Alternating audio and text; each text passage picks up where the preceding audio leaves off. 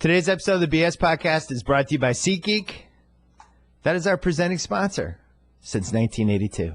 Find the best tickets for sporting events, music, wrestling, opera, March Madness, Final Four, Phoenix.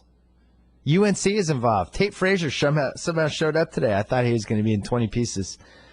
What better way to grab bargain tickets for NHL and NBA teams that are already out of the running than SeatGeek? I have SeatGeek on my phone, and it's by far the easiest way to shop for the best tickets, thanks to their revolutionary grading system. Buy and sell tickets in just 2 taps on your phone. Everything fully guaranteed. Try it out. Download the SeatGeek app today. We're also brought to you by TheRinger.com, where I posted a Friday NBA mailbag that included a lot of love for Lonzo Ball, who then went out that night and got his butt kicked by De'Aaron Fox. I apologize for that. We're going to talk March Madness in a little bit with Chuck Klosterman, but if you wanted to catch up on the Teed Up podcast on the Ringer University podcast feed with Tate and Titus. How many did you do this week? You did one every night. One every night. Yeah, there's lots of podcasts for you to listen to. And also the Ringer NFL show, GM Street with Mike Lombardi, has launched on the Ringer NFL show. So catch up with that if you want.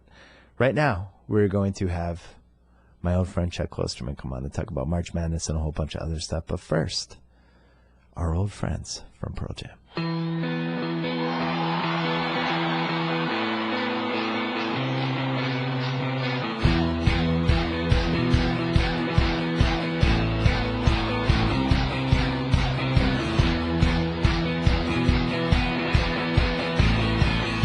All right, as promised, for I think the maybe like the 17th or 18th straight year, Chuck Klosterman, March Madness. This is his time. I think of March Madness. I think about buzzer beaters. I think about my old friend Gus Johnson. And I think about the NBA draft and mock drafts. And I think about Chuck Klosterman because I know he loves this stuff. How are you?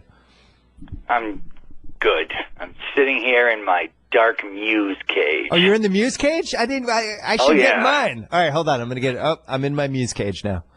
Wow. What are you surrounded by? I don't know. What?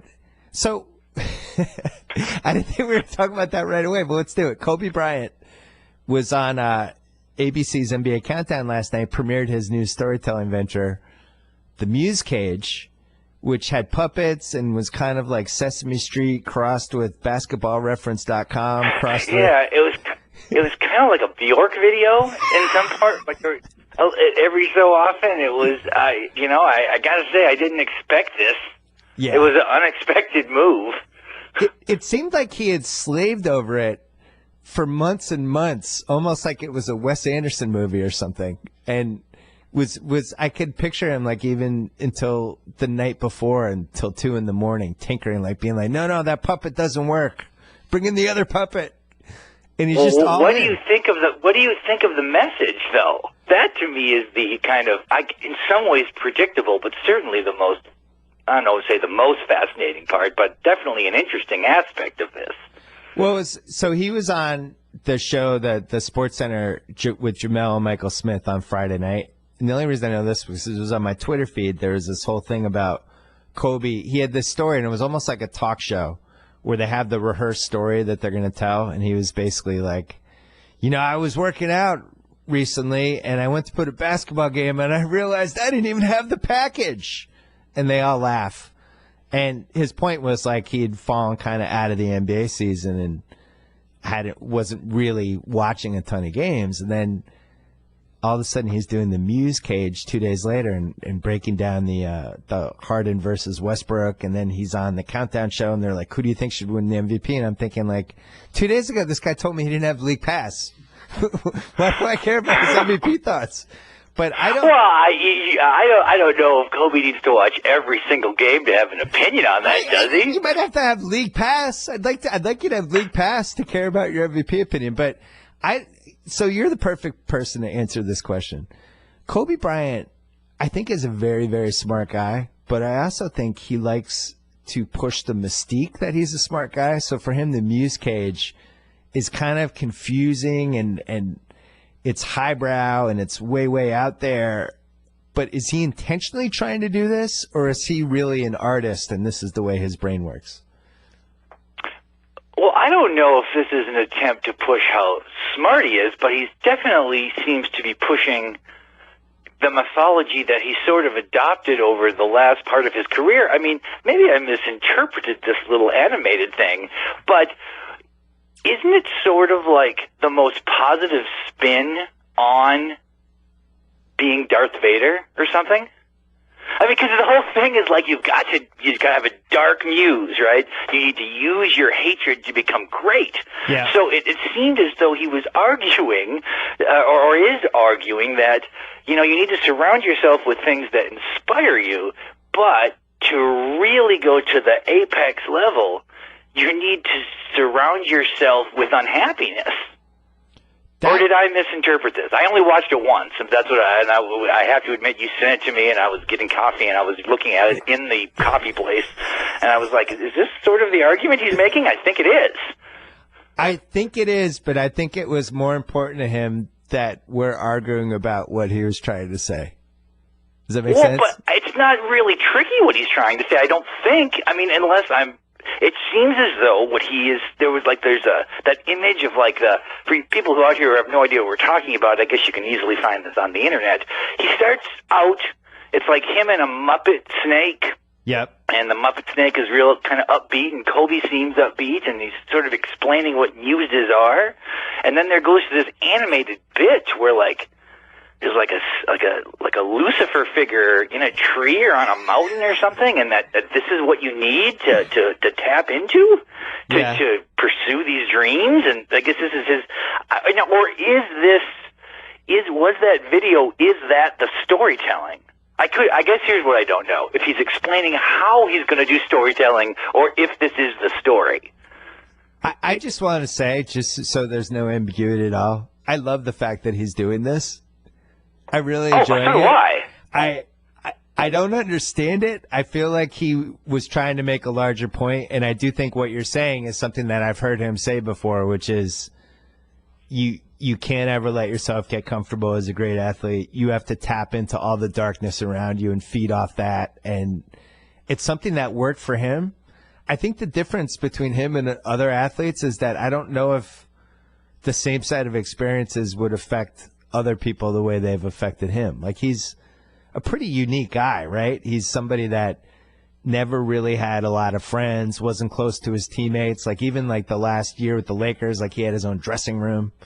I don't think he was really a team first guy, whereas somebody like Harden really seems to relish being part of a team, and he has a great relationship with his coach. So I don't know what the parallels are between him and James Harden. It seems like it's almost like Drake trying to find parallels with Kendrick Lamar or something. Like, just because they both do music doesn't mean they're the same person. Well, he mentions Westbrook in the thing too. I mean, that to me sort of seemed as though, okay, just so you remember, it's like I played basketball.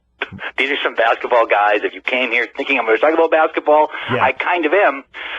But I mean, this is going to be like, the word he keeps using is a venture, right? This is a storytelling venture. So is this going to be like a film production company? And is it only going to do dark films? Or the things that are sort of inspired by hate? I mean, I don't know. I would be, here again, I'd really support this if he does it, but it's a new attempt at entrepreneurship, I guess. He seems, so I know for a fact, dating way back, even before OKC made the finals, like, he loved Westbrook. He really identified with Westbrook, and I think to whatever degree he's ever mentored anybody, which is pretty cloudy, I think Westbrook is somebody he has had conversations with, and I'm sure he identifies with the situation Westbrook's in now, right? Because Shaq left the Lakers, and now it's Kobe's team, and Kobe's going to shine, and Kobe struggled a lot more in the first year than I think Westbrook did, but he probably identifies with the situation Westbrook's in, where it's like, I'm going to prove to everybody that this is my time now, and I'm going to feed off Durant left me, and I'm going to feed off that hatred. The Harden thing, I don't know what he would really identify with. Harden is this really generous, amazing basketball teammate who not only is scoring, but is also really trying to look to set people up. Everything flows through him. He's a distributor. Well, he seems like despite the fact that, I mean, I guess the one knock against him would be he did kind of briefly get into celebrity dating, which seemed outside of his character. Because for the most part, he does seem surprisingly humble. He just, even back with the Thunder, it was like he didn't want to start. I don't think he wanted to start when he played for Arizona, if I recall. There was like a story where he preferred coming off the bench. This kind of leads into something I want to ask you about, though, because this is a pretty great MVP race. Yeah. There aren't a lot of postseason awards. I care about really just pretty much the Heisman, I think, is the one that matters, and then the MVP in basketball and the Cy Young. Those are the only three I really care about. Yeah. So I'm following this race, and it's the closest that, boy, it's been a long time. That 1 year Bird and Magic, the first year Magic won, that was kind of close like that. But this is different because neither guy has won one before, whereas with Bird and Magic, Magic had the real advantage. He hadn't won one yet. Seemed like he kind of due. Yes. Now, I'm getting a sense from the people who are talking a lot about this that there seems to be like the Westbrook people and the Harden people, but I think that ultimately Harden is going to win because of the way people are talking about this. Like the undecided voters are going to be impacted by the way people are talking about this race. It seems like the people who are in Westbrook's corner basically say it's obvious. There's no reason he should not be the MVP. The triple-double thing is just too astonishing. Why are we even having this argument? It just seems completely obvious. And the people who are behind Harden seem to be going, that's complicated. Yeah, it's like they're both great. I wish we could vote for both. It's just so there's all these things we have to factor in. So if you're an undecided voter and you're listening to the two sides, well, obviously you already think it's complicated. So I think that your natural inclination will be to drift toward the Harden people who are saying this is not straightforward. Also, the people who in Westbrook's corner, and I hope Westbrook wins, but only because he's my favorite player. I like both of these guys, but like Westbrook's my favorite player. I'm just kind of hoping he wins for emotional reasons, but I'm definitely pushed away by the people who support him the most because they seem to be really kind of abrasive about it. Like, you're an idiot for not supporting this guy. Right. And that really pushes me away from them. Yeah. And I'm fascinated that you have a favorite anything because you're a sports Vulcan. So that Westbrook has tapped into your Musecage, I think, is really exciting. I always have a favorite player. Okay, like there's always, it was like when I was a kid, it was only Bird, of course, and then we kind of moved to the 90s, and then it became like, Allen Iverson was my favorite player for a while. Then Steve Nash was. Rondo was my favorite player for a while. Now Westbrook is clearly my favorite player. He's like the one guy who I will pretty much watch at any opportunity. And it's not just because of like his production. It really is the way he plays. It is not like the other players. Well, hold on. That list you just rattled off is a pretty interesting list. I think that says more about you than the players. Probably. Doesn't say much about the players besides I don't like them. you like iconoclasts who stand out in a very stark way to everyone else who's in the league at the time they're in the league. That's and they're almost the way, always point guard. Yeah, you like people who have the ball, and so that's what I would gather from that list.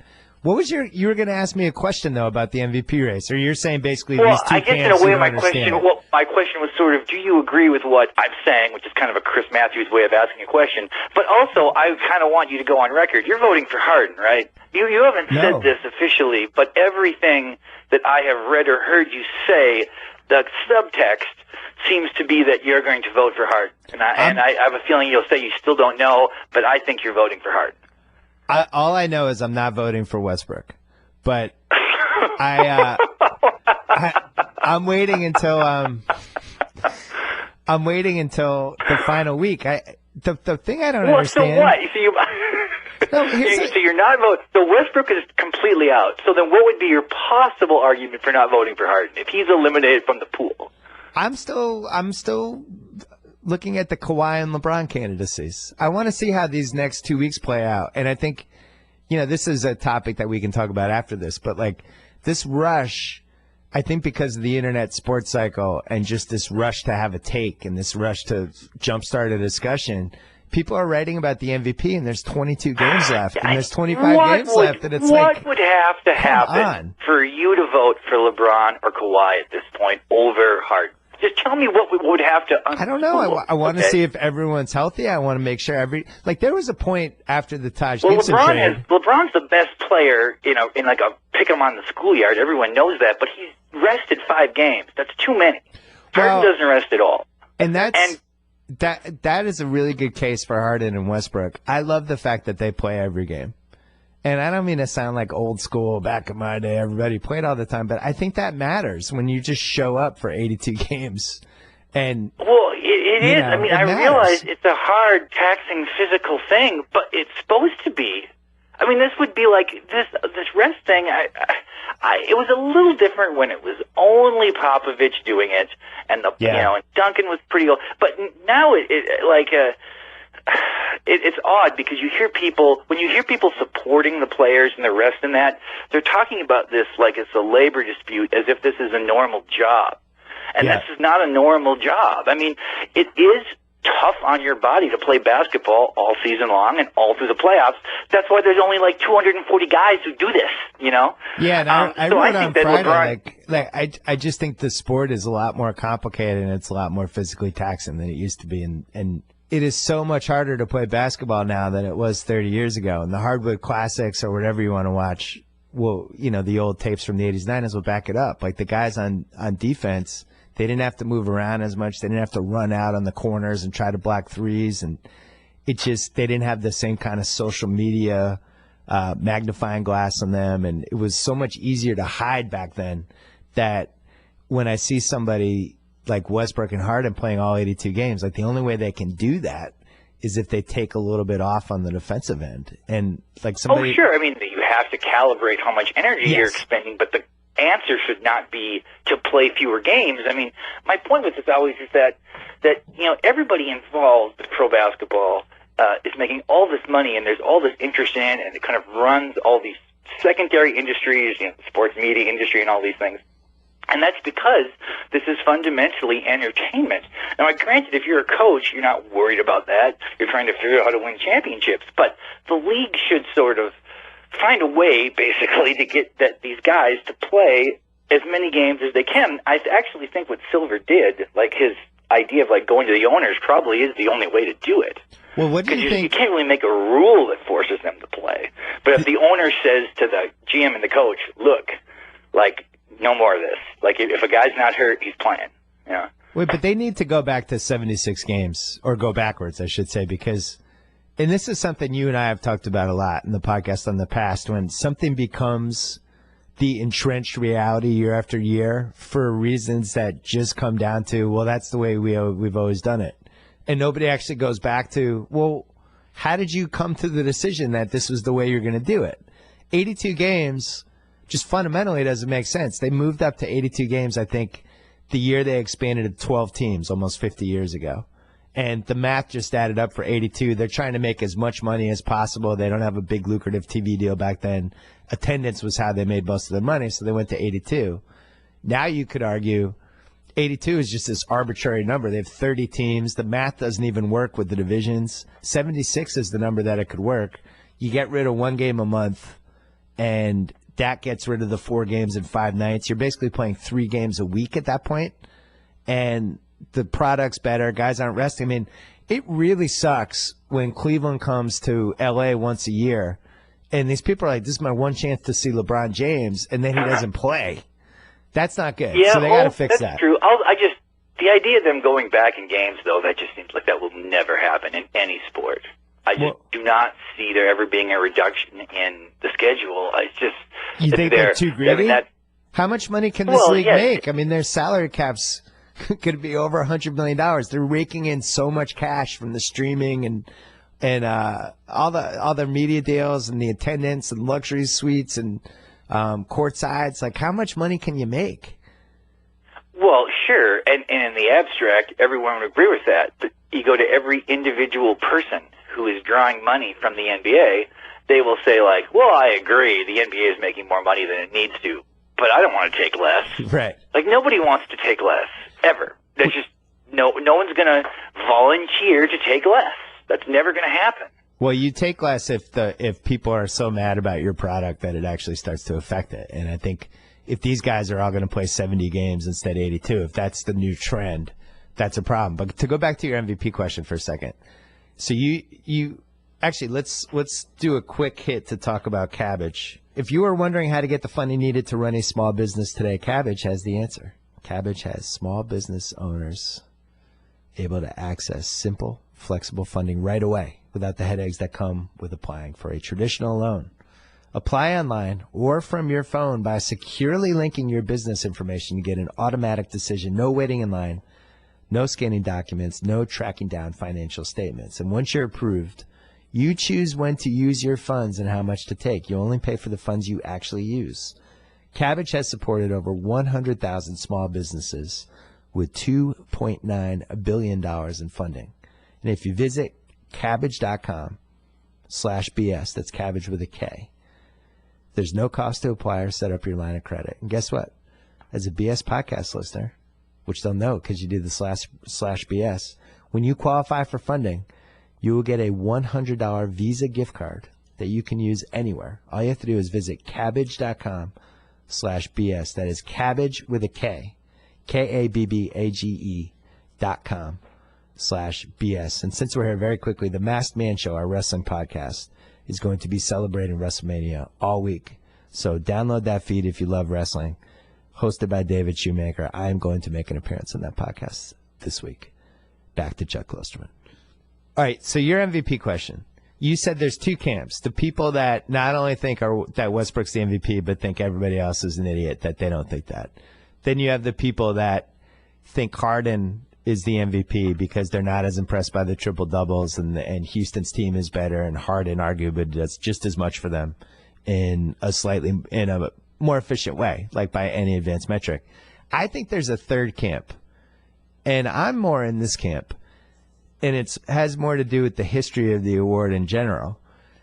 I think the MVP should come from a team that has a very good chance to win the NBA title, unless it's a season like the year that Kobe averaged 35 a game. I thought he was the MVP that year, mostly because I didn't have another candidate, and I didn't feel good about my other choices. So at that point, I was just like, I'm just picking the guys having the best season. This year, you have guys having great seasons on contenders. And to me, that trumps anything Westbrook's doing. They're gonna win like 46, 47, 48 games, something like that. Just the history of the award, nobody has won this award that wasn't on a contender. Dating back to whatever year you want to look at, it's just never happened. So we'd have to completely change the mindset of the award. And now the baseball people would say, well, it should just be the best season. That's it. Because in baseball, it works that way. Mike Trout, it's not his fault if the other 24 guys on his team suck. You know, he's going to do the best he can. He can win the MVP on a 74-win team. But in basketball, you only play 5 guys. The best guy in your team has the biggest impact on your success over really any other sport except maybe football quarterbacks. And, you know, the fact that Harden's team is going to have 12 more wins than Westbrook's team when the supporting casts are relatively even, I think that to me that would be the deal breaker between those two. Now Kawhi and LeBron, those are other candidacies. Here's my counter to that. I would agree with you in a situation when there was a bunch of candidates and one candidate is on clearly the best team. For example, if the Spurs were going to win, on pace to win 70 games, and they were the absolute favorite going into the finals, there was no question that San Antonio had the best team, then you can say, like, well, he's the best player on what clearly is the best team. That's the Steph Curry Thunder case. Are probably going to get beat. But that's the Steph Curry case from 2 years ago. Yes, yeah, okay. So the Thunder will probably get beat in the first round of the playoffs, but the Rockets will probably get beat in the second round of the playoffs. I mean, they could go further. They're a good team, but that was probably what will happen, I think. And the difference in those teams is not, I mean, it would be one thing if Westbrook was doing this for, like a team that was going to win 32 games or 26 games or something. But that's, like, they're still a very competitive team who, without him, would be, worse than the Sixers, worse than anyone. See, I'm not positive I believe that. I actually think they do have talent, and one of the issues with him, and one of the reasons I wrote that piece about Westbrook a few weeks ago, is he doesn't make anybody on his team better. Lately, he's been making a better effort to do that. But you can't watch the Thunder all season and go, wow, thanks to Westbrook, Steven Adams has really made the leap. Or, thank God for Victor Oladipo. I have a feeling it would actually, Westbrook deserves credit for playing every game. Yeah. I think his MVP candidacy might be slightly stronger if he missed a game. Because I think it's possible the Thunder would score 67 points. Yeah, but that they would get, and it would be like, this is just, that he is essentially the entire team. He's the entire team on a relatively competitive team. Now, here again, I don't, like I say, I'm a very mixed mind on this. I want Westbrook to win. Here again, I don't know if he should. It does seem as though, Harden may be better, Well, let me flip this around, though. But you're saying he does everything for the team. That also doesn't allow anyone else to do anything. So when you're saying Westbrook would miss a game, the team would fall apart. Yeah, because but the way basketball works, if you're not getting the reps to do different things during a game, and somebody's just doing everything, and you're just expected to stand there and kind of, not really be that involved. But when you get the ball, you got to do something. And then that guy's out for a game, and it's like, all right, now it's your guy's turn, and you're not getting the reps to do that. That doesn't work either. That's why I've been impressed by him the last 3 weeks. He's at least made more of an effort to kind of take a step back. He's not taking as many shots. He's a little bit more of a one night he took 6 shots, right? He scored 18 points on 6 shots. Yeah, because I think they were playing a terrible team, though. They were playing it. Right, but I think he's starting to understand that he can't win unless the other guys are doing better. And for 2/3 of the season, the other guys were just kind of like his supporting cast, like his backup singers, and that doesn't work in basketball. Okay, well, tell me this, though. This is one thing I felt that maybe you did not totally address in the piece you wrote about him. Okay, you look at his scoring and his passing and the amount that he sort of occupies the ball. You look at Harden, he's, kind of in like an Archibald-type season, where he's second in scoring and first in assists. The rebounding that Westbrook does, though, is pretty meaningful and kind of underrated. I mean, to average 10 rebounds a game at his size, let's say he was averaging just 22 points and 7 assists a game, but 10 rebounds. People would be like, that's a lot for a point guard. I feel like that, and there's no, I saw some people arguing that he selfishly takes rebounds from stupid. Big guys or whatever. And I don't really buy that. You can't be a selfish rebounder. I just don't believe that. The rebound is available to anyone. The person who wants it most should get it. And he does. Wait, I think hold on. I got to interrupt you on that one because that's 90% true, but there's 10% that's not true about that. If you have two guys on the same team, there's always an alpha dog for the rebound in traffic because if both guys are just like, I'm getting this, they're going to knock the ball out of bounds. So every team has the one guy. It was interesting when OKC traded for Taj Gibson and Westbrook would go for rebounds that Taj Gibson was going for. Taj Gibson was just like, I'm getting this. Sorry. This is my rebound. Whereas Adams and those other guys were always like, oh, Russ is a maniac. Let's give him the rebound.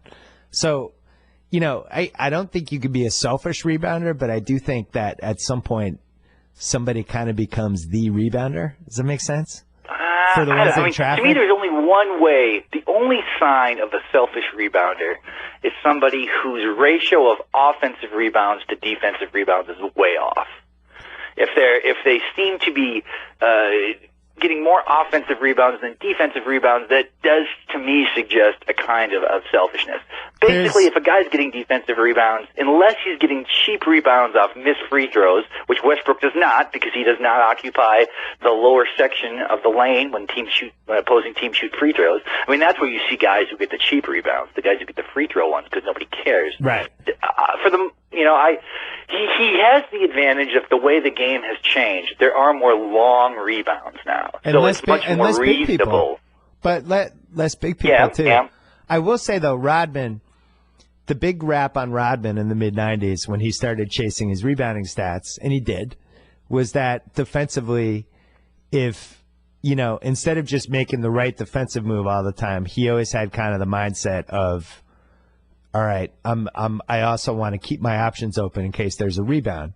So, he'd kind of slide back, and there are little tricks he would do that he was actually taking a ton of shit for at the time. So that's really the only way you could be selfish defensively. But his game obviously was unlike almost anyone else. True. And I am of the belief, this is maybe an old belief, I guess, maybe this will make me seem archaic. I am of the belief that defensive rebounding is part of your defensive performance.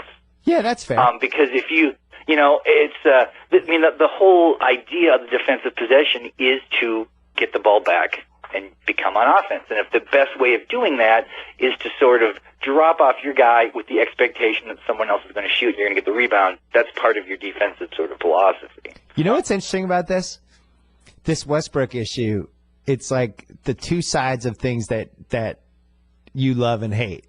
You love Westbrook because he's so unique and he's just in that Rondo Iverson. There's just nobody like him.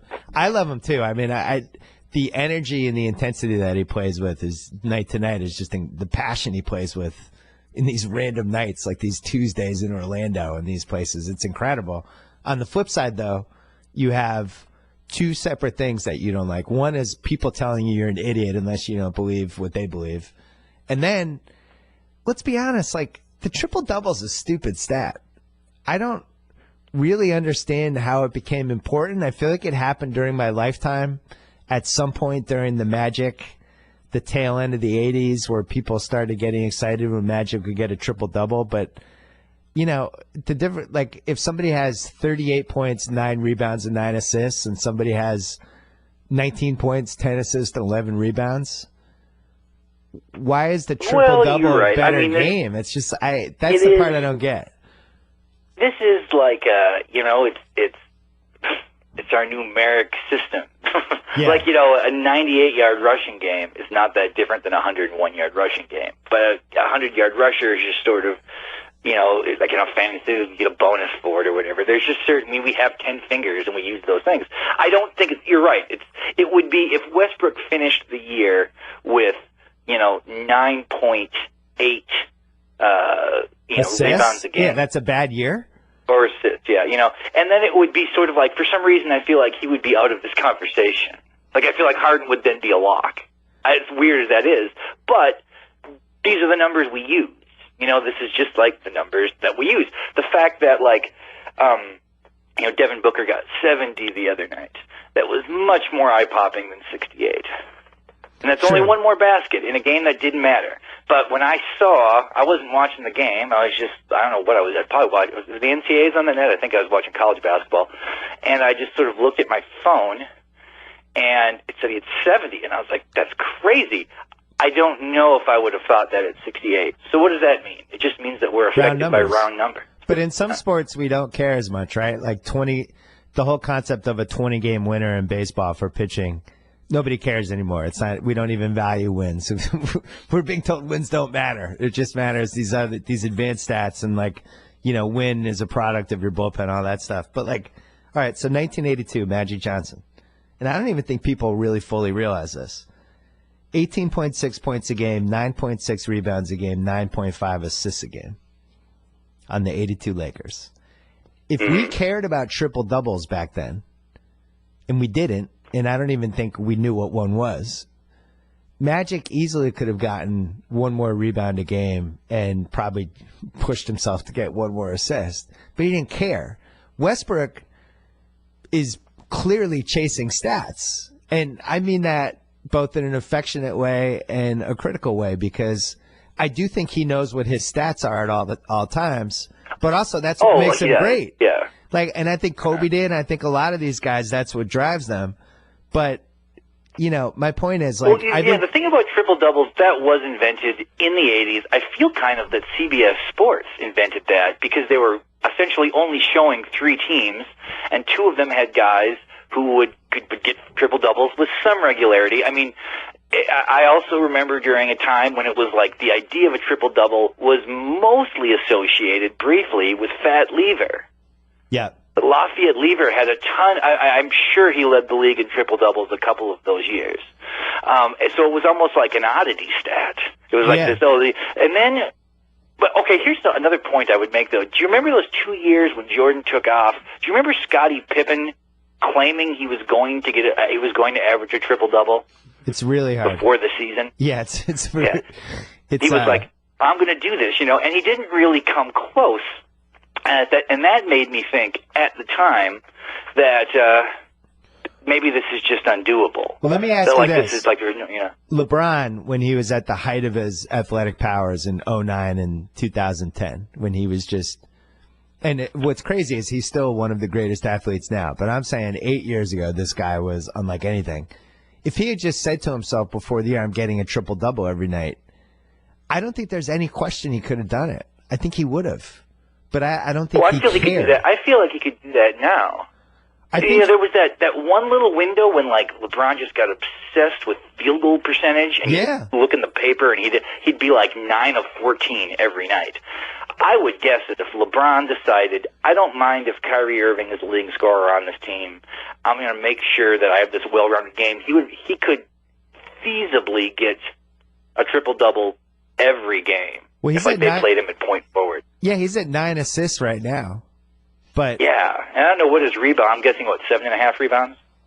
Yeah, and that's the Something thing. like that. So me saying that I don't think Westbrook should win the MVP doesn't mean that I don't think he's having an MVP caliber season. I just think this is a fluke year. You're talking about, somebody like Kawhi, who's not only one of the 7 best offensive players in the league, but is one of the 3 best defensive players in the league, and is probably one of the 2 best perimeter defenders of all time.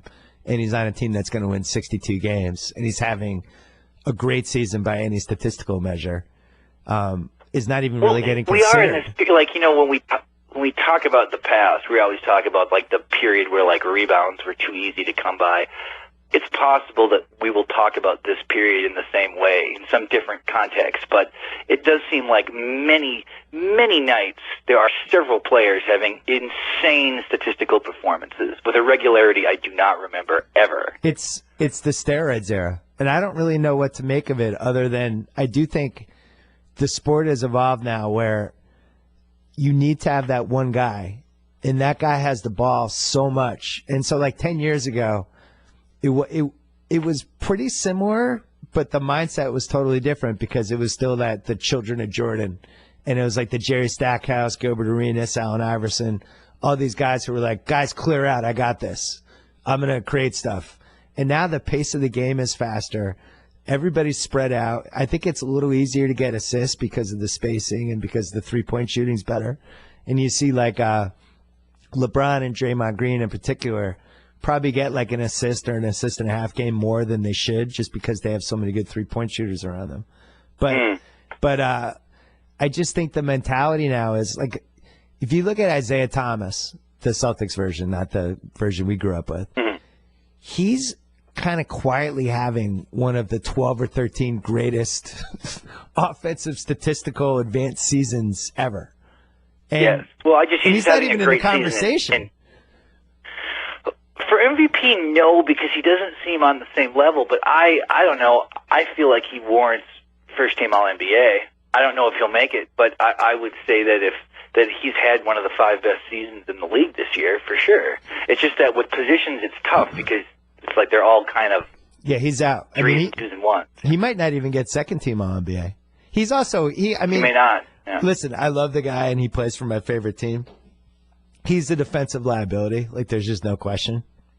And Harden and Westbrook are not good defensively, but they don't murder your team. Isaiah's in a situation where, like, if they play Washington in round 2, he has nobody to guard. It's like he can't guard John Wall. He can't guard Bradley Beal. You'd have to put him on Otto Porter. Then Otto Porter can shoot over him. Like, that's a problem. Yeah, well, and they're just, like, Bradley Beal's much better than I thought he was. Yeah, I hadn't really watched the Wizards much. That's a pretty good team.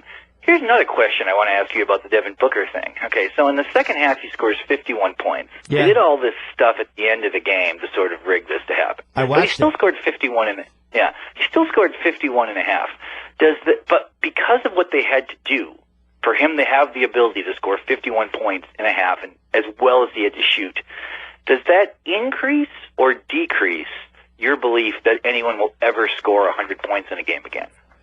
I would say it slightly decreases my belief, and I was pretty sure it would never happen before. But if they had to do all that to get him to 51, I don't think it can be done.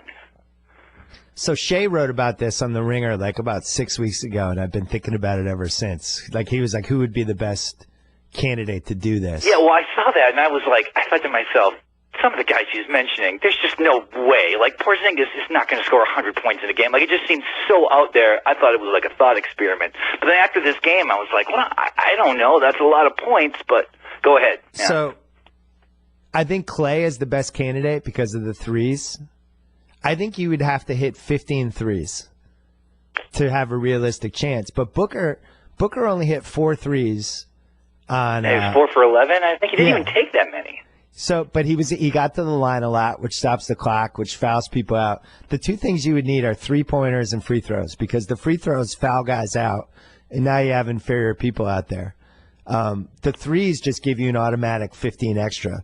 So if you took the Devin Booker performance and he took 47 shots instead of 38 or whatever he ended up with, and he made 10 more threes than he did, that gets you to 100. And he's also, I think he took 26 free throws. To me, you have to make 15 threes and get to 25 free throws for it to happen, which is where the Klay Thompson case falls apart. Booker's the one, it should be somebody like him, somebody that can get to the line and shoot threes. And the other thing is, the fouling at the end of the game is a real thing. That's how Larry Bird got to 60 that game. Larry Bird had I think he had 49 with a minute and a half left and got to 60 because they started fouling. So it's not just a 48-minute game. It's when you start the fouling, stopping the clock, it's like a 53-minute game. It makes more sense. But I think you would have to have at least 40 in the first half, right? Yeah, I mean, the only way I can imagine it would be, Klay Thompson's a very, a good candidate, but to me the candidate would be Steph Curry in a game when Durant and Thompson are not playing for whatever reason, and he is unbelievably hot and makes more than 15 threes, 21 threes or something like that. Because the advantage he has is that the range, that you couldn't take him out of the game even if you wanted to. You can't pick a guy up 44 feet from the basket or whatever, and yet he can, he doesn't need to get much closer to launch one. It doesn't seem possible. Even this case, somebody I was talking with was like, well, I think maybe this even had something to do with your conversation with Luke Walton about Shaq. Okay? Yeah.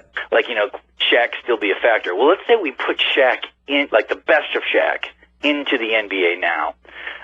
There would be some nights where the opponent literally has no one to guard him. And it seems like he could just roll to the basket, run to the basket, dunk, but he could never have made enough free throws to score that many points. So that was the David Robinson. David Robinson had 71 against the Clippers, I think.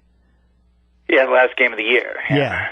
And that was the thing. They just kept throwing it to him, but he was making his free throws. I'm looking at Kobe when he had 81, 46 shots. He only made 7 threes only. And he went 18 for 20 from free throws. So if he went 24 for 26 for free throws, that's 6 extra points. That gets you to 87. And then he'd have to make 23s. That would get to 100. It's not inconceivable. What was Chamberlain's second biggest game? Was he ever in the 90s? Or was the second biggest game Elgin Baylor at 81 or something? No, or 84? No. So it was 78 for Wilt. And that's why That Booker was his second biggest game. Yeah, Booker getting a 70 I felt like was a real thing because there's only 6 people that ever did. That's why I'm always for these guys chasing it. I think Carmelo could have had – there was a game when Carmelo easily could have had 70 and they took him out with 4 minutes left. My thing is just go for it. It's one night. Who cares? Just go for it. You're going to live on forever. Devin Booker forever is going to be on that list now. Yeah, I mean, a guy like Carmelo, I suppose he could, or his coach could make the argument. It's like your reputation's already kind of problematic about your selfishness?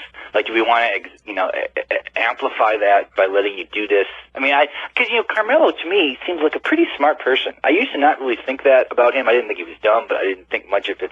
But his response to Phil Jackson makes me think he's a pretty mature guy, and the fact that he goes on the Olympic team and they all love him makes me think that maybe he's a different person than I used to imagine, or that George Karl seems to describe him as, or, Hold on, I have thoughts on this, but we got to talk about texture first.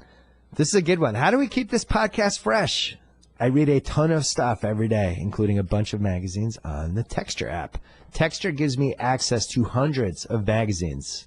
And good ones, like The Atlantic, New York Magazine, The New Yorker, SI, ESPN, the magazine, whatever you want, all in one place, on my tablet, on my phone, with daily recommendations, exclusive interactive features, videos, and more. The Texture app makes it easy to find and enjoy the articles I want to read. It's even searchable, so you can mark what you like, check out back issues, or view bonus content. No wonder it was selected as one of Apple's top 2016 iPad apps.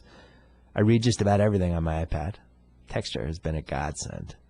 You know what else? You don't have magazines showing up at your door that you have to put in some pile and then figure out how to throw out in 4 months. Just get Texture.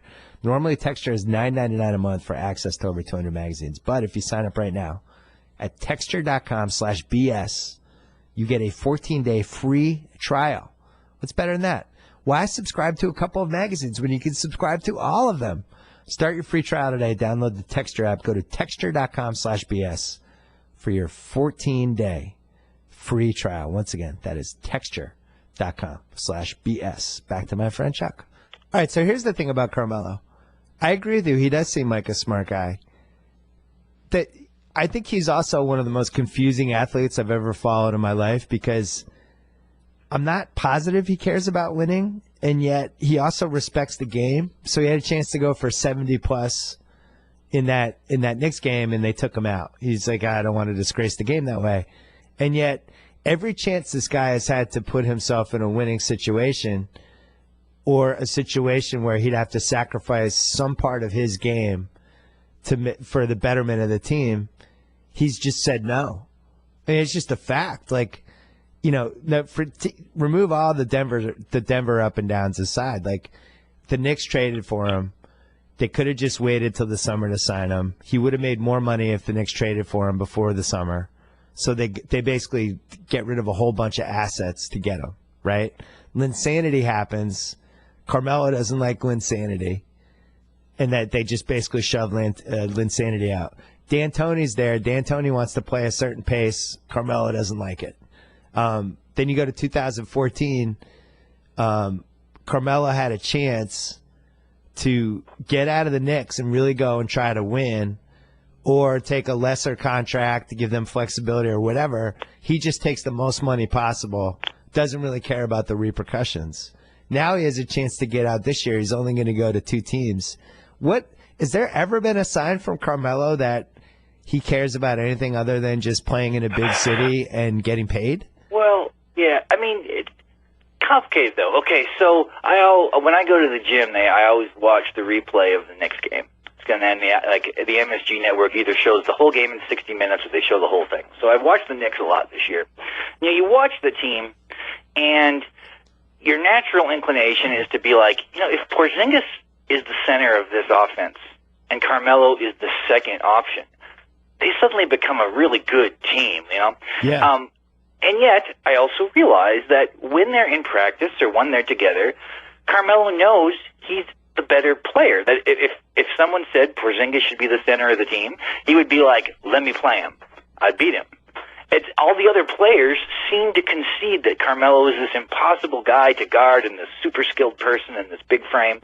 So in his mind, you say, like, he never wants to sacrifice anything. But maybe his logic and his rationale is, I have never been on a team where I wasn't the best player, and all the other guys agree. Everyone on my team concedes I'm the best player. So how does it make sense for me to change when all the people who are actively involved understand who's best?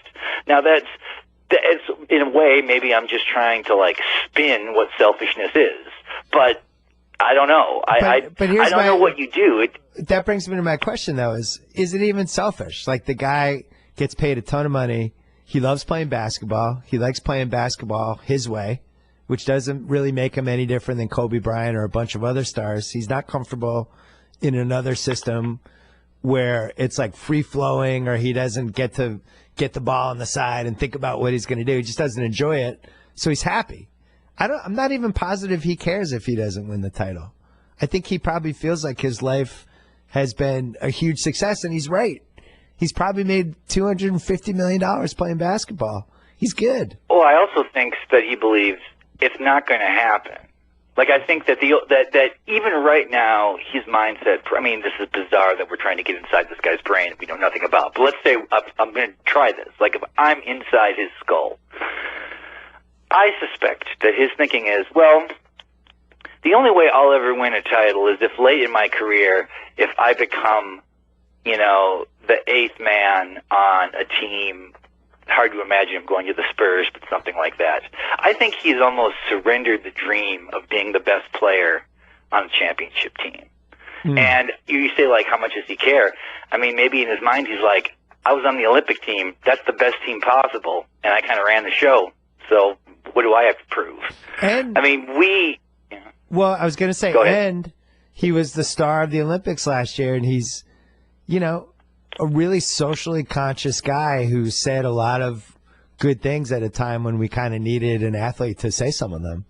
And that's the thing. Like, I do think he's a smart guy. That's why I think he's smart, and I think he's very self-aware, and I think he's aware of big picture stuff. And I really do think he just looked at this and said, I'd rather just make the most money possible. And if it also works out that we're going to have a really good contender, that's great too. But I like being in New York City. I like making a lot of money.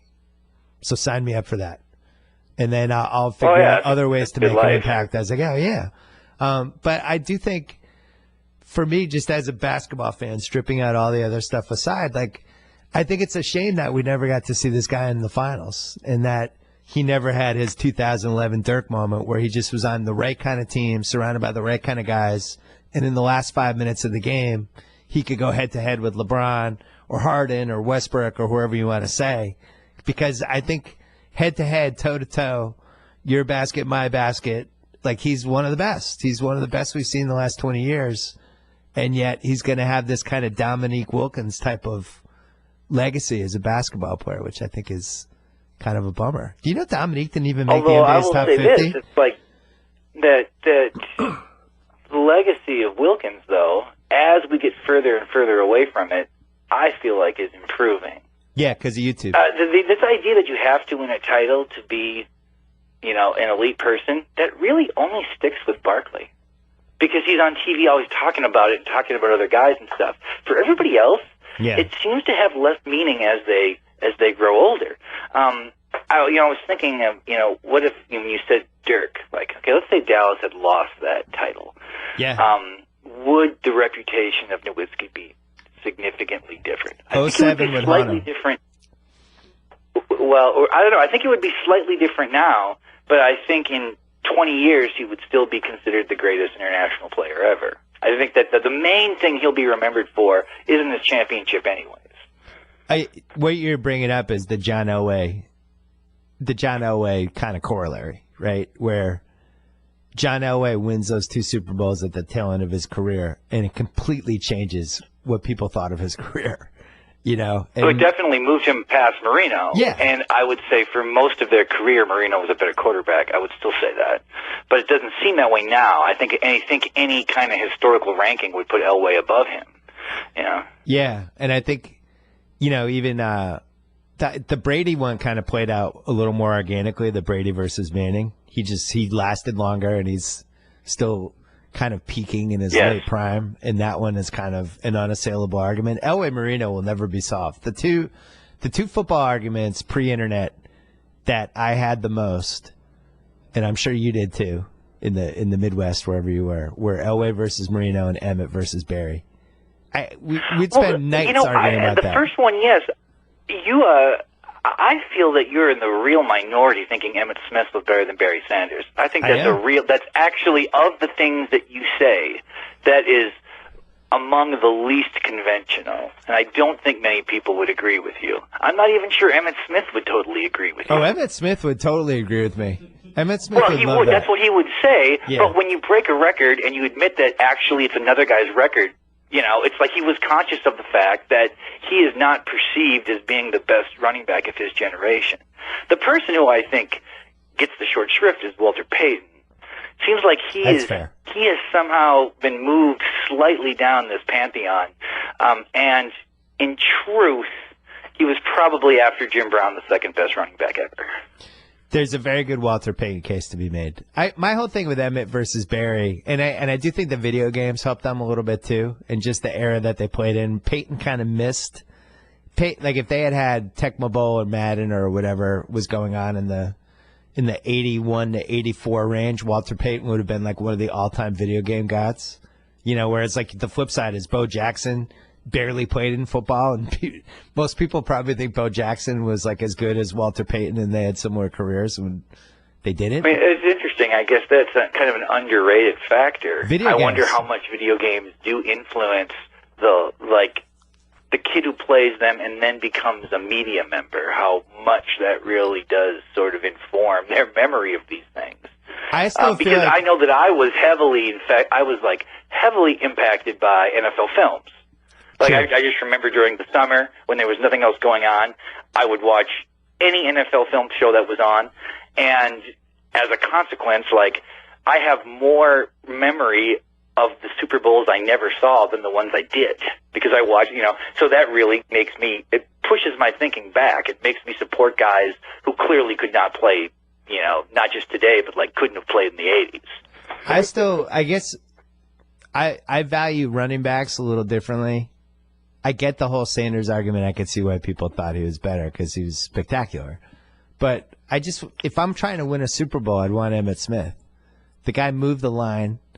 The guy was one of the most durable running backs we've ever seen. He won the NFC title game for them. He had a separated shoulder against the Niners, and he had like 25 carries. Like the guy was just a beast. And Sanders, he was as spectacular as Sanders was. I still feel like it's a little like how I feel about Le'Veon Bell now, where if you plan the defense the right way, you can figure out how to contain them a little bit. They're always trying to break the 80-yard run. And that was with Sanders. It was like he was always trying to run for an 80-yard touchdown versus Emmitt was just like, I'm just getting us to 2nd and 4. How do I get there? Zeke Elliott actually reminds me the most of Emmitt of anyone I've watched. That's a good argument. You know what I mean? That's a good argument. I also feel like there was a succession of years where the Denver Broncos really changed my perception of the value of running backs. True. Like, they would just sort of plug anybody, and there was that one guy he'd been in the Army. I can't remember his name. He'd been in the Army, and he came back and, rushed for a ton of yards, was a great fantasy player, and he was, this person I'd never heard of. It did, and the way that running backs are treated in the draft now, obviously, I'm not the only person who thinks this. It's like that's true. It's, when you were, in the 70s or whatever, running backs were more famous than quarterbacks, it seemed like almost. But now it's not even close. Hey, we haven't even talked about the NCAA tournament at all. We probably hold on. could. We got to talk about quick break to talk about proper cloth. We've been talking about these guys for a while. Every guy knows that it's hard to find a dress shirt that fits. Maybe the collar's too tight, the sleeves are too long, the shirt's too loose. That's why I have some good news. Ordering a custom fit shirt has never been easier thanks to Proper Cloth. Create a custom shirt size in seconds by answering 10 easy questions. No measuring required. Over 500 fabric styles to choose from. Everything from classic business to casual shirts. All high quality, starting at just $85. They have hundreds of 5-star reviews on Google and Yelp. It's the highest rated custom shirt maker on Google. Find out why GQ calls them their favorite online custom shirt maker. Go to their easy-to-use website. Make a custom profile. Maybe you're like me. Your arms are a little too long. I always go to buy shirts, and the arms are always too short, or I have to get the shirt longer to do the arms, and it's hard. Some people need custom shirts. By the way, Proper Cloth guarantees a perfect fit. Remakes are free. The Proper Cloth team makes it super easy to do. Stop wearing shirts that don't fit. Look your best. Go to propercloth.com/BS and enter gift code BS to save $20 on your first shirt. Once again, propercloth.com/BS. Gift code BS. Back to Chuck. NCAA tournament, we did never talk about it. Do you? Yeah, okay, here's the first thing, because here's what my friends and I have been debating, okay? What's been a greater program over the last 30 years? Okay. Gonzaga in basketball or Boise State in football? What has been the most successful mid-major program? Has Boise State ever had like a legitimate chance to win the NCAA title? Well, the year that they beat Oklahoma, they weren't given an opportunity to play in a game where they could have, Right. But that's sort of when the corner changed, and since then they have never ever been in a situation at the end of the year where they could have won the title. They got beat by, I believe it was Nevada when Kaepernick was there. They would have went undefeated that year, and maybe they would have been in the conversation. The difference being, though, of course, in basketball, being a mid-major almost helps if you have an elite program, because most of your schedule then you can just kind of pound, and you need less guys. The fact that Boise State's competitive with their limitations, it was me and three guys were texting about this, and they all seemed to argue that it was definitely Boise State. However, if Gonzaga wins the title, then it probably swings back the other way. Was Weinreb one of those three guys? He was one of them. Of course he was. This sounds like only Weinreb could be on that text. I'm of that camp. I think it's harder to do what Boise State did because you need more scholarships, and it's just harder to put together a 53-person football team than it is to just get 3 basketball recruits every year, or 4, or whatever the number is. But for Gonzaga to win the title is amazing. Like, I remember maybe 10 years ago, I used to have to run a running joke about who was going to make the Final Four first, Gonzaga or the first black bachelor contestant. Because they would always have like the 2 token black bachelor contestants who would get voted off within the first or second show. And now we've seen a black bachelor contestant get to the Final Four, and we have Gonzaga in the Final Four on top of all the other crazy shit that's happened with sports and life and all this stuff. And it all signs are pointing toward Gonzaga winning the title. And sorry, Tate just had the shakes. Because it just seems like whatever the craziest outcome is going to be the craziest outcome. Like, if you were going to pick any year that Gonzaga would win the title, wouldn't it have to be 2017? It just fits in. Yeah, I feel all the signs point to Gonzaga losing a heartbreaker to North Carolina, much in the way that Butler lost to Duke that year. Yeah, it just seems like that often happens. Speaking of all these crazy things, there was like a story even in the New Yorker, because of the World Series and the election and the Super Bowl and all of these things, people are like, maybe we are in a simulation. This is proving the simulation theory. We're actually in this computer simulation, and someone is messing around. Although I would say all of those outcomes, in retrospect, don't seem so crazy to me, taken individually. However, I was thinking on the first day of the NCAA tournament, if on Thursday and Friday, if every lower seed wins, I will totally believe we're in a simulation. I will quit thinking I'm a real person. Because if that were to happen to me, that the only way that could happen is if it was some sort of like someone manipulating a computer program. So I was like, I'm going to watch this, and if this happens, we're not real. But we're real, I guess. I think of all the crazy things that happened, all of them, at least if I really think about it and be like, all right, how the hell did that happen? They make sense. I still don't understand how the Patriots beat the Falcons. I've watched the second half like 8 times. The Falcons had to do so many different things to help the Patriots in the second half that it's almost inconceivable when you add them up. Even after you have seen other football games in not like that one where there was less at stake where that has happened. Not like that. I mean, 28-3. Come on, like when there was that game where where Frank Reich came in and played. They were down 30, like that happened, and if you look at, I don't know, I feel like that comeback was astounding because it was the Super Bowl, but it wasn't completely off the board. To me, the craziest thing was the teams playing in the World Series, the 2 teams who played in the World Series, going to a 7th game, and there being a rain delay after the 9th inning. That to me was the craziest. That's pretty good. That to me was the strangest moment. I was like, I can't believe. And there was somebody who like had texted something like or tweeted years ago, or it was like, this is going to happen and the world's going to end. I was like, I don't know, man. Like I got to see what happens here. I totally forgot about that. And on top of it, it was the Indians and the Cubs, which were like the two baseball franchises we had. Yeah. It was too bizarre that was happening. It was like they often say, like something I would not have believed in a movie.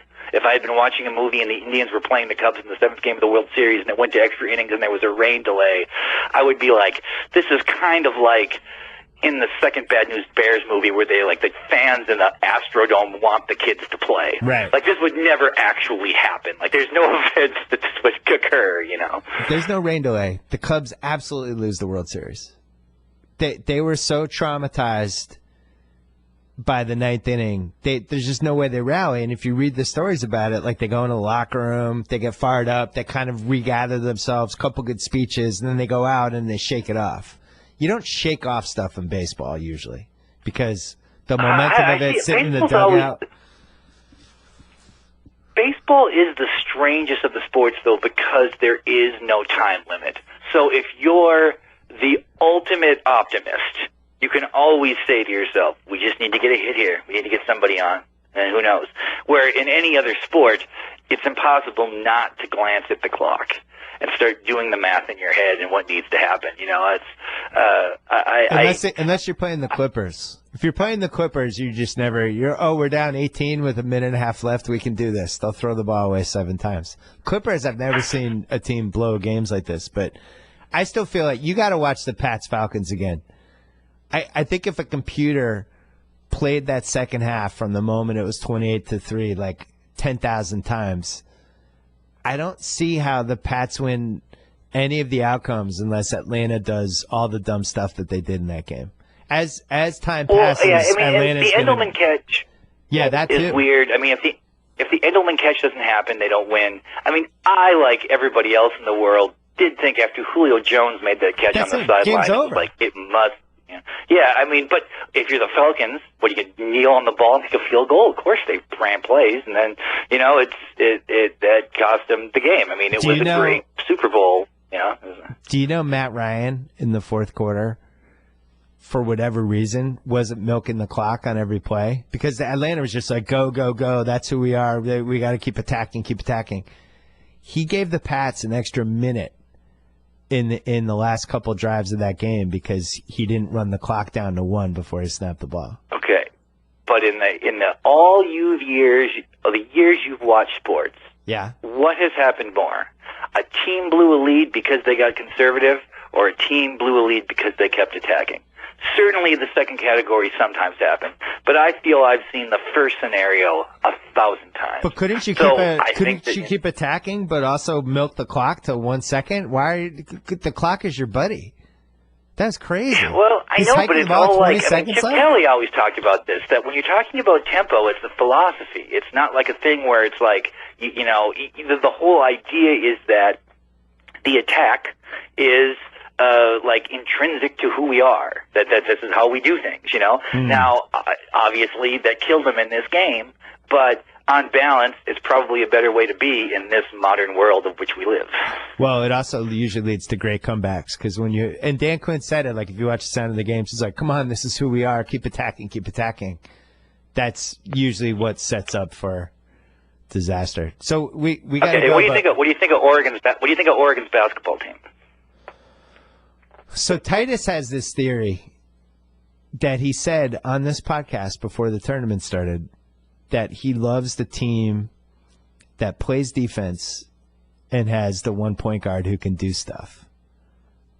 And what's interesting is South Carolina seems to be the team that fits that profile as well as just about anything we've seen. If I had to bet on anybody, I think I would bet on South Carolina. Just from watching games, knowing nothing other than the games I've seen these last few weeks. But I like having that defense because I think you're playing in these football stadiums, which is a whole – Jason Gay wrote a good piece about this. Why the F do we play the Final Four in football stadiums other than people are greedy? But You know, it is. It's too bad. It's ridiculous. So you already have a disadvantage because you're in this giant stadium that makes it hard to shoot anyway. And then on top of it, you have a really good defensive team. It would seem like that would favor South Carolina, but also Oregon because of their shot blocking. So I don't know. If it turns out that the single most important factor in college basketball is the intensity of your head coach, South Carolina is well positioned to win this championship. I know. He is the most intense coach there is. I saw a story today. I didn't even know why this was a story, but I'll admit I just kind of looked at it, didn't read it real closely. But it was like he asked his current wife out 7 times before she said yes. And this is supposed to be sort of an illustration of his greatness, I guess, that he's real persistent. He would just keep asking this woman out over and over and over again. Okay. Yeah. Wow. Have you ever asked a woman out 7 times? No. Well, I mean, without them all being yes or 6 being yes. Yeah. So, I mean, that's. I remember when he was coaching Beasley, being like, and I was watching a lot of college hoops that year.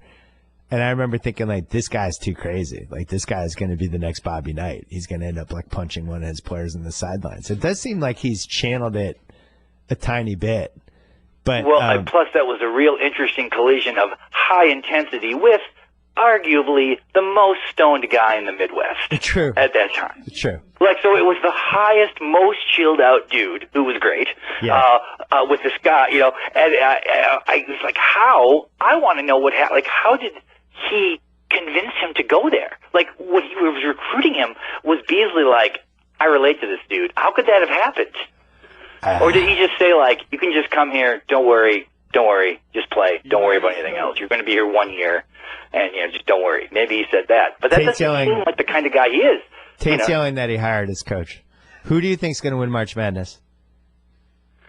I fear it's going to be North Carolina. Of the 4 teams, I'm rooting for them least, but I think that's who it's going to be. They do seem to be a resourceful team, which I think is a good thing to have come tournament time. But here's the thing: these guys are all kids, you know. And I remember. Oh, it's true. I texted. I can't remember if it was Titus or Tate or who I texted after Friday night when Kansas was awesome on Friday night. Everybody's like, "Oh, Kansas! Whoa! Who could they beat an NBA team?" All that stuff. And it's like, that's like the worst thing that could happen to the tournament when you have an awesome game and then you have to play 36 hours later, you know? And it's like, wait, I thought we were awesome and unbeatable. Oh, my shot just didn't go in for 2 straight minutes and you fall apart. And that's the thing. It's like, I think it's so hard to say, oh, here's what I think is going to happen because these are all 19 and 20-year-olds. And who the hell knows? I often feel like in the tournament, to win the title, what needs to happen is somewhere along the line, you need to win a game you really shouldn't win. True. And I feel like they shouldn't have beat Kentucky. That game should have went to overtime. If it had went to overtime, I think Kentucky beats them. I did too. So, Monk was that happened, you know? Yeah. Yeah. All right, last question. You're the number 1 high school recruit. You're going to college. You're like a 6'2", 6'2.5" Westbrook type. Like a Markelle Fultz type. He just give you the car keys. You could do your thing. Everyone's recruiting. Where do you go? Well, I mean, so the assumption is, am I also the kind of guy who's like, my life is in the NBA. I'm playing 1 year because there's just when's the last time the best player in the country hasn't been that way? I guess I don't know. No, wait, hold on. But this is you, so you might want to stay for 3 years or 2 years. You might want to stay 2 years, get 2 years of college classes in, and then go back and finish after. Well, yeah, although if I'm the best player in the country, it's probably been a long time since I didn't think I was going to play in the NBA. Yes. It's probably been 6th grade. You know, so if that was the case, and, you know, I'm not going to have a real collegiate experience, you know, the relationship, it's kind of like an understudy program. I mean, I would go to Kentucky. I would know that if I'm the starter on that team, that I will probably be a lottery pick. particularly unless I'm a guy who's the whole thing is like I'm a volume scorer. Yeah. Like if I'm somebody who's like, my thing is that, like if I was a small, like a more of a Durant type guy, then I might, then possibly going to someplace like Gonzaga or something would make sense, where I would feel like I don't want to worry about getting beaten out before the season starts. Like I want to make sure I play and get shots. So I think your instinct is right. You would definitely have to think like a one-and-done person, because it'd just be stupid not to. You're looking at, if you're the number one guy, that means you're going to be one of the top 3 picks, which means you have a guaranteed $7 million a year contract coming in a year. Not and just you that. risk I think that if you come into the country, come into the season as the number one freshman in the country, and you stayed for 3 years, I think your stock would drop. I think the NBA would look at you and wonder, what's this kid's problem? What's he afraid of? What his priorities aren't right, It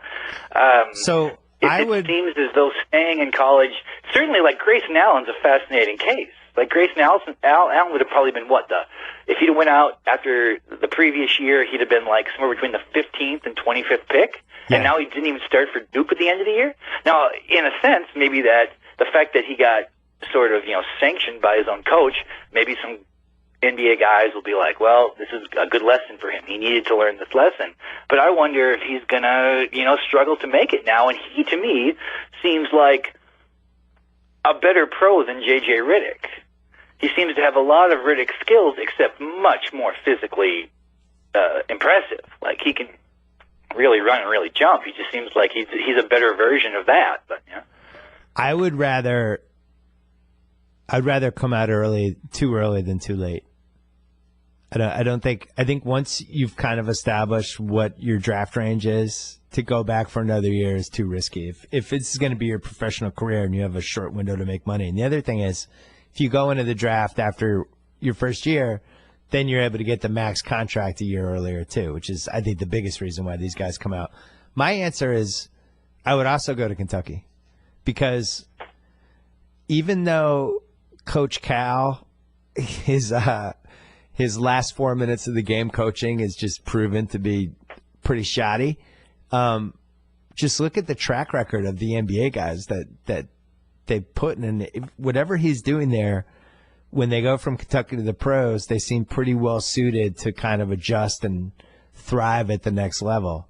And I would look at that. I would look at a 10-year track record of John Wall and Devin Booker and Anthony Davis and on down the line. There's just a high awareness, I think, in the world of the NBA that, like, Calipari this is like a finishing school for NBA players. Yeah, he's preparing them correctly. There's a little bit about that that I don't know, but my assumption is that because when you've seen in other years, they'll late in the Final Four, if your team advances that far, there'll be an interview where it'll be like the coach and his 2 best players. And I remember there being one where Calipari was sitting with like Anthony Davis, and their relationship was so unlike any other coach-player relationship I had seen at that level. Like, it did not seem as though there was much of a chasm between the person. Like, Calipari was an authority, but he didn't talk to him. He just treats him differently. Like, it's a different thing. It's antithetical to college basketball. He's like their buddy. And he's like they're just like. He's not like Coach K. More like their AAU coach. Yeah. AAU coach / business partner. Whereas Coach Cal is kind of like, I'm going to be your father figure your whole life. I'm going to cry in front of you at least 5 times over the next 20 years. And we're going to have a lot of hugs. Sort of seems to recognize that like the idea of like screaming kids down, that doesn't really exist anymore. Like, I'm not saying it, like, players don't seem to respond to it. They're just not used to it. They're not. I think you can live a long time in life now having never been yelled at once. I think there are a lot of kids who it takes a long time before any situation happens where they get yelled at, and that's just a totally different world where it's like, it used to be very different. I don't mean by a coach. I mean by anyone. Like I think it's very possible for when I see other kids, you know, at the playground and stuff. I'm like, that parent is never going to yell at that kid no matter what he does. Like that kid will be 16, he'll blow the house up. He's not going to get in trouble that much. That doesn't happen anymore. Well, that's why I yell at my kids all the time. It's one of many reasons. Well, there you go. Chuck, we have to go. As always, a pleasure. Well, you got to come back. This was far too long since the last time you were on, but when is your next book coming out?